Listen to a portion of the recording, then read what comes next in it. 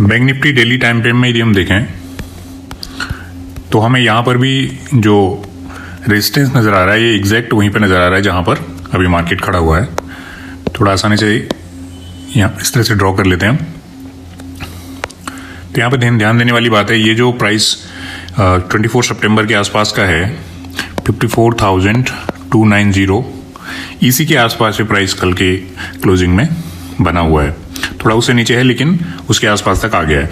तो आने वाला वीक काफ़ी इंपॉर्टेंट होने वाला है कि ये जो लेवल्स हैं ये ब्रेक बना के एक नया हाई बनता है या फिर यहाँ से थोड़ा सा सेलिंग आती है या प्रॉफिट बुकिंग आती है, तो वो देखने वाली बात होगी। लेकिन जिस तरह से यहाँ पर आपको इंटेंट दिख रहा है, जो इंटेंशन दिख रहा है बैंक निफ्टी में भी, जो कैंडल्स आपको यहाँ पर नज़र आ रही हैं, तो ये बहुत ही इंप्रेसिव कैंडल्स हैं। तो ये जिस तरह से मूव कर रहा है तो लग नहीं रहा कि यहाँ पे रुकने वाला है, लग रहा है यहाँ पे क्लियर ब्रेकआउट आ सकता है। तो बैंक निफ्टी और निफ्टी दोनों में लगभग सिमिलर सिचुएशन है, दोनों अपने रेजिस्टेंस के आसपास खड़े हुए हैं। और अगला वाला जो वीक है ये काफ़ी इंपॉर्टेंट होने वाला है। उस वीक में यदि ब्रेकआउट्स आ गए और उस इन लेवलों पे सस्टेन कर लिया मार्केट, तो फिर एक अच्छी खबर हो सकती है। जो अगले जो लेवल्स हैं वो काफ़ी अच्छे हमें देखने को मिल सकते हैं। अब थोड़ा बात कर लेते हैं सेक्टर्स की कि कौन कौन से सेक्टर अभी कहाँ पर ट्रेड कर रहे हैं। निफ्टी बैंक निफ्टी की हमने बात कर ली। एफएमसीजी की हम बात करें तो एफएमसीजी में आप देखें ये इसने जो लो बनाया था, इसने जो लो बनाया था 50,000 के आसपास बनाया था फरवरी में, 20 फरवरी के आसपास, और अभी ये 56,600 के आसपास आ गया है। यहाँ पर भी आप देखेंगे तो ये वाला जो प्राइस का लेवल है ये रेजिस्टेंस है 59,000 के आसपास। तो 59,000 के आसपास इसको थोड़ा सा दिक्कत यहाँ पर आ सकती है। अभी दूर है, लगभग 3,000 की रैली यहाँ पर बची हुई है। और इसकी ऑल टाइम हाई की बात करें तो ये यहाँ पर है 66,000 के आसपास। तो इसमें अभी जो पोटेंशियल है आप देखें तो आज की क्लोजिंग से मैं देखूं तो अभी भी ये अपने हाई से लगभग 17 to 18% नीचे है एफएमसीजी इंडेक्स। इसी तरह हम एमएनसी की बात करें तो एमएनसी में और भी आपको ज़्यादा ये दिखेगा, गैप दिखेगा। अपने हाई से लगभग 22.93% आपको नीचे दिखेगा। फार्मा सेक्टर में भी आप देखें तो इसमें भी हम लास्ट क्लोजिंग से चेक करें तो पता लगेगा कि अपने प्रीवियस हाई तक जाने के लिए अभी भी 13% इसको मूव होना बाकी है। तो अभी भी सारे सेक्टर जो हैं काफ़ी करेक्शन पे हैं, तो अच्छी अपॉर्चुनिटीज़ हर जगह हैं। बस हमें थोड़ा सा सिलेक्टिव रहना है यहाँ पे, यदि हम अच्छे कंपनियाँ यहाँ से फिल्टर कर पाएँ इंडेक्स के हिसाब से। इसमें भी 17% है जो कमोडिटीज़ है। एनर्जी इंडेक्स आप देखें, एनर्जी इंडेक्स में भी अच्छा यहाँ पर गैप है, अभी भी लगभग 32-33% अभी भी रिसेंट हाई से नीचे है। और एनर्जी सेक्टर के बारे में तो आपको पता है कि कितनी डिमांड इसकी होने वाली है आने वाले टाइम पर, क्योंकि एनर्जी एक ऐसा सेक्टर है जिसकी हर जगह ज़रूरत पड़ती है। तो ये अभी अच्छे करेक्शन पर भी यहाँ पे ट्रेड कर रहा है। तो इसके क्या कंस्टिट्यूएंट हैं और कौन कौन से इसमें अच्छे प्लेयर्स हैं उन पर नज़र हम रख सकते हैं।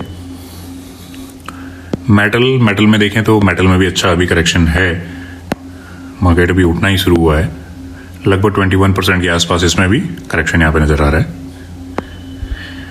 हेल्थ केयर की बात करें तो हेल्थ केयर में आप देखें यहाँ पे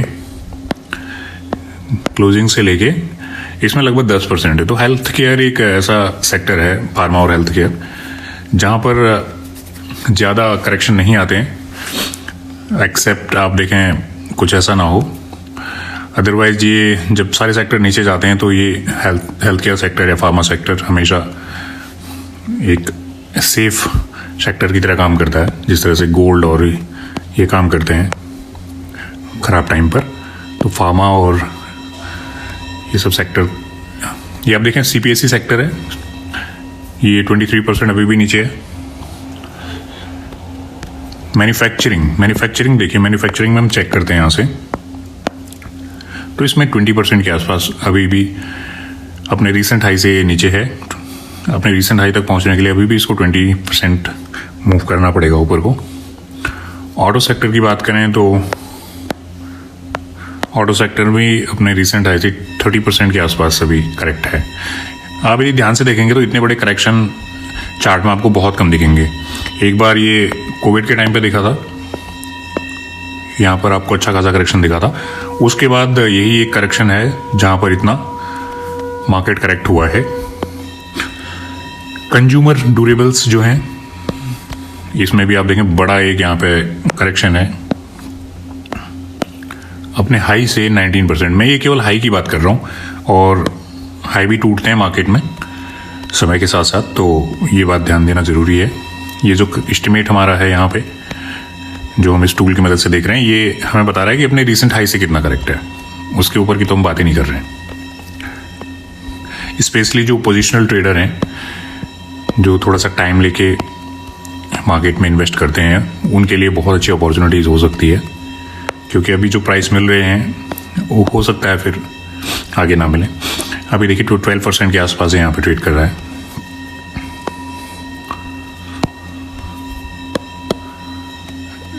ये आप प्राइवेट बैंक से यहाँ पे देखेंगे तो जिस तरह से बैंक भी अपने ऑल टाइम हाई के आसपास ट्रेड कर रहा है, और प्राइवेट बैंक इंडेक्स कल भी काफ़ी अच्छे मूवमेंट इसमें आए, तो ये अपने रेजिस्टेंस पे है। तो आप देख सकते हैं ये लगभग अपने ऑल टाइम हाई पर आ चुका है।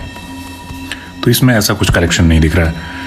यहाँ पे करेक्शन था जब मार्केट थी जनवरी के आसपास में, उसके बाद से इसमें कुछ ऐसा करेक्शन नहीं देखने को मिला है।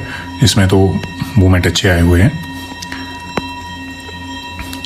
और फाइनेंशियल सर्विस आप देखें, फाइनेंशियल सर्विस ने तो अपना प्रीवियस हाई भी ब्रेक कर दिया है।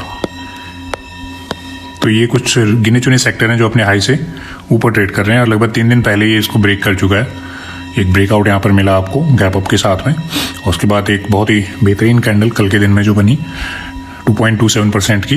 ये इंडेक्स की मैं बात कर रहा हूँ। तो स्टॉक्स इसमें कई सारे ऐसे होंगे जो काफ़ी अच्छा जिनने यहाँ पे मूव दिखाया होगा। तो फाइनेंशियल सर्विसेज का जो इंडेक्स है, इसमें काफ़ी अच्छा मूवमेंट यहाँ पर है और अपने हाई से ऊपर है। तो जो लोग ब्रेकआउट का इंतजार करते हैं उनके लिए ये वाला जो सेक्टर है काफ़ी अट्रैक्टिव हो सकता है। कई लोग ब्रेकआउट के बाद ही अपॉर्चुनिटीज़ देखते हैं, और कई लोग करेक्शन में देखते हैं। तो दोनों के लिए यहाँ पर अभी मार्केट अपॉर्चुनिटी दे रहा है। PSE public sector enterprises index आप देखें, ये भी काफ़ी नीचे है। जितने भी PSE स्टॉक हैं आपको काफ़ी गिरे हुए नज़र आ रहे होंगे। अभी बात करें तो ये लगभग 23% अभी भी अपने रिसेंट हाई से नीचे कर रहा है। सर्विस सेक्टर, इससे पहले भी हमने एक बार मार्किंग करी थी। सर्विस सेक्टर में आप देखें तो ये भी बहुत नीचे अभी ट्रेड कर रहा है अपने हाई से। बहुत नीचे नहीं, लगभग 6% के आसपास, लेकिन करेक्शन इसमें भी है। और इतना ही करीब ये नीचे से आज भी आ भी चुका है, लगभग 8% नीचे से आ चुका है। मीडिया सेक्टर काफ़ी पिटा हुआ सेक्टर अभी है हाल फिलहाल में। इसमें तो करेक्ट अभी बहुत गुंजाइश आप देख सकते हैं। ये ऑल टाइम हाई की भी मैं बात नहीं कर रहा है, रिसेंट हाई से 57% लगभग आधा नीचे है अभी ये। तो मीडिया जो कंपनीज हैं उनमें आप देखेंगे कई सारी जो बहुत नीचे अभी ट्रेड कर रही हैं। आईटी सेक्टर के दिन खराब चल रहे हैं, जिस तरह से टैरिफ वॉर चल रहा है, और इंडिया का जो एक्सपोर्ट है वो पता ही है, बहुत आईटी सेक्टर का काफ़ी अच्छा इसमें पोर्शन है। तो जब तक चीज़ें ठीक नहीं होती हैं, यहाँ से खास उम्मीदें तो हैं नहीं उठने की। ये फिलहाल 37% के आसपास नीचे है, लेकिन ये समय भी चला जाएगा। जब भी करेक्शन आते हैं तो ऐसा ही लगता है कि ये समय अब नहीं जाने वाला है। ये भी आप देखें तो 22 में जब करेक्शन आया था, जनवरी से लेके जुलाई तक रहा था, उसके बाद धीरे धीरे उठा मार्केट, और आप देखें कहाँ गया, वो हाई भी ब्रेक हुआ था। तो सारे हाईज ब्रेक होते हैं विद टाइम, बस हमें पेशेंस की थोड़ा ज़रूरत होती है। तो ये जो लो है, ये कुछ टाइम बाद आपको हाई दिखेगा यहाँ पे, इस लो के बाद भी। तो यही मार्केट का जो नेचर है। तो फिलहाल हमने देखा कि कई सारे इंडेक्सेस काफ़ी करेक्शन पर थे, और कुछ जो इंडेक्सेस थे जैसे फाइनेंशियल सेक्टर और हेल्थ, ये फाइनेंशियल सेक्टर में आपने देखा कि ब्रेकआउट आ चुका है और अपने ऑल टाइम हाई से भी ऊपर चल रहे थे फाइनेंशियल सर्विसेज के इंडेक्स। और फार्मा और कुछ जो स्टॉक्स इंडेक्स थे उनमें उतना ज़्यादा करेक्शन नहीं था जितना कि आईटी और ये मेटल सेक्टर्स और कंज्यूमर FMCG इनमें चल रहा था। तो अभी यदि हम ब्रॉडर पिक्चर देखें तो कई सारे सेक्टर्स ऐसे हैं जिन पर बहुत अच्छी अपॉर्चुनिटीज़ अभी भी अवेलेबल हैं, और यदि हम थोड़ा सा फोकस्ड रहें और सेक्टर को अच्छे से